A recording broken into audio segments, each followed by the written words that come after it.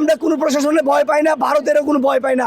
আমরা তারা যারা জুলাই আন্দোলনের সৈনিক, মৃত্যুর জন্য প্রস্তুত থাকি দৈনিক, হাজার হাজার মানুষ আমরা রাস্তায় নামবো। আমরা কারা? আমরা সেই জুলাই আন্দোলনের সৈনিক যারা মৃত্যুর জন্য প্রস্তুত থাকি দৈনিক। এই জিনিসটা তাদেরকে মাথায় রাখতে হবে। আসিফ নজরুলের একটি প্লেকার্ড এখানে এসেছে যেখানে আসিফ নজরুলকে মৃত ঘোষণা করা হয়েছে। আসিফ নজরুল সম্পর্কে আপনার বক্তব্য যদি একটু বলেন। ওই শালা একটা বাইনচোদ, ওই হালা একটা অর্ধব, ওই হালা বাইনচোদ, ওই নটির পোত, ওই ঝাড়ুয়া, ওর বাপ বাবার কোনো ঠিক ঠিকানা নাই। আল্লাহ আমাকে যদি একটু দায়িত্ব দেওয়া হয়তো আমি উন্নয়ন করে ফেলতাম। ওই নেকা কান্না করছে উপদেষ্টা হওয়ার আগে কি বলেছিল? হ্যাঁ আল্লাহ আমাকে যদি একটু দায়িত্ব দেওয়া হয় আমি সারা বাংলাদেশে শুধু উন্নয়ন করবো। আর বাইনচোদ এখন উন্নয়ন করে গেল শালার পথ আমাদের এই ফ্যাসিস্টদেরকে শালার পথ। তুই আবার ছাড়তেছিস টাকার বিনিময়ে, তোর কত টাকা লাগবে শালার পথ বল? আমরা সারা বাংলাদেশের মানুষ 1 টাকা করে যদি দেয় 18 কোটি টাকা তোর হবে, না হলে 18 কোটি টাকা হবে। শালা তুই একটু ভিক্ষা কর শালার পথ। তোর আবার বলি প্রয়োজন বলে সারা বাংলাদেশের মানুষ 1 টাকা করে দিব, 18 কোটি টাকা দিব প্রয়োজন বললে। তবুও আমরা হাদি ভাইয়ের যে খুনি আছে তাকে আমরা চাই। আর একটা কথা বলি, আসিফ নজরুলের কথা বলেন, ওই কি বলেছিল বলেন তো? ও বলেছিল না যে আমাকে যদি একটা সরকারি ভালো দায়িত্ব দেওয়া হয় আমি বাংলাদেশে সব উন্নয়ন করে ফেলবো। আরে উন্নয়নের ঠেলায় হাঁটা যাইতেছে না, উন্নয়নের ঠেলায় আমাদের বিপ্লবীদের ভাইদেরকে গুলি করতেছে, উন্নয়নের ঠেলা ভাইদের আমাদের নিরাপত্তা নাই। ওই শালারে নিয়ে আসেন, আমি কত পিটামু, আমার ওরে মারার পরে যদি আমার ফাঁসি হয় আমি মেনে নিবো ভাই, আপনারা মানবেন তো? আরে ব্যাপার আমি বলি, এই আসিফ নজরুলের যে শাশুড়ি আছে শাওন, ওকে ওর খবর আপনারা নিছেন? ও যদিও আপনার সে একটা অ্যাক্টর পারসন, বাট সে তো একটা খুনি।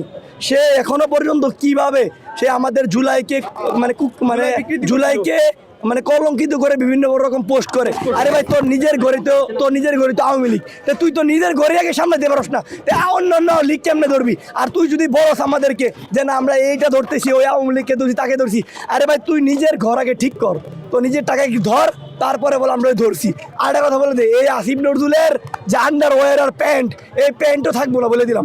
এই বাংলাদেশের মানুষ ওরে প্যান্ট দিয়া জুতা বানায় ওরে পিটাইবো, আর হচ্ছে ওরে এমন পিটাইবো ও বুঝবো যে আসলে জনতা কারে বলে, আসলে জনতার ক্ষমতা ও ভালো করে বুঝে নাই। যদি বুঝতো তাহলে সারা বাইনচুদ দিয়ে বেমানি করতো। দেখেন আপনি আসামি পুলিশ ধরে, পুলিশের কাজ কি ভাই বলেন? পুলিশের কাজ হলো আসামি ধরে কোর্টে চালান করার পরে কি করে? এই ফেসিস্টের লোকজন, বিভিন্ন লোকজন মিলে এই আসামিকে কি করে? ছাড়িয়ে দেয়। আরে ভাই আইন উপদেষ্টা কি তোর ভালো ফলানির জন্য রাখছিলাম? তো তুই সালা নেবো কি করস? তুই অর্ডার দিয়ে দিবে, কোনো ফেসিস্টের কোনো জামিন নাই, বলে দিলেই তো হয়। আর যারা ফেসিস্টের পক্ষে কথা বলবে তাদের ব্যাপারে তুই অ্যাকশন নিবি। তুই কি করস? তাদের কাছে কমিশন কাজ। আরে ভাই তোর কত টাকা দরকার? এই আসিফ নজরুলের 2 গেলে, আসিফ নজরুলের 2 গেলে, আসিফ নজরুলের 2 গেলে, আসিফ নজরুলের 2 গেলে, আসিফ নজরুলের 2 গেলে, জাহাঙ্গীরের 2 গেলে, জাহাঙ্গীরের 2 গেলে, আসিফ নজরুলের 2 গেলে, জাহাঙ্গীরের 2 গেলে। একটা কথা বলি, হুমকি আসে, প্রচুর হুমকি আসে। এই ধরেন হুমকি শুনেন, আমি বলি উপদেষ্টাদের ভিতরে বিভিন্ন এলিয়া থাকে, ওরা কি করে? প্রশাসন দিয়ে আমাদেরকে ভয় দেয়া। আরে আমরা কি প্রশাসনের ভয় পাই? প্রশাসনের ভয় পাই না, আমরা কোনো প্রশাসনের ভয় পাই না, ভারতেরও কোনো ভয় পাই না। আমরা তারা যারা জুলাই আন্দোলনের সৈনিক, মৃত্যুর জন্য প্রস্তুত থাকি দৈনিক, হাজার হাজার মানুষ আমরা রাস্তায় নামবো। আমরা কারা? আমরা সেই জুলাই আন্দোলনের সৈনিক যারা মৃত্যুর জন্য প্রস্তুত থাকি দৈনিক। এই জিনিসটা তাদেরকে মাথায় রাখতে হবে। যদি মাথায় থাকে তাহলে জুলাই বিপ্লবীদের উপরে হাত দিবে না। আমরা তারা যারা বুলেটের সামনে হয়েও আন্দোলন করেছিলাম, আমাদের খালি গায়ে আমরা আন্দোলন করছি, আমাদের একটা অস্ত্র ছিল। আরে ভাই আমাদের খালি গায়ে তোরা পারিস না, আর অস্ত্র দিয়ে পারবে না। কাজে আমরা বলি এই আসিফ নজরুলের যত দ্রুত নামাইতে পারবো আমরা, তত দ্রুত এই বাংলাদেশে একটা আইন প্রতিষ্ঠিত হবে।